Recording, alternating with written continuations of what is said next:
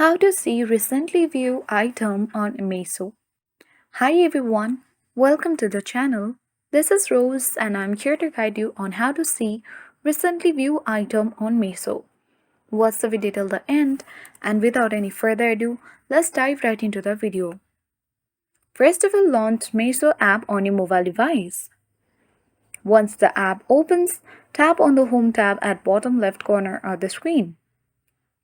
After that, you can easily scroll down to the home page and you should see a section labeled Recently Viewed where Meesho displays item you have viewed recently.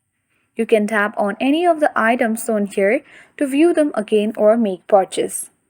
So if you don't see the recently viewed section, make sure your app is up to date to the latest version as some features may only be available in updated version. So in this way, you can easily see the recently viewed items on Meso. Watch the video. And that's all for today. Hope this video helped you. If you are new to our channel, hit the like button and subscribe for more tech and tips videos. Thank you for watching and see you in the next video.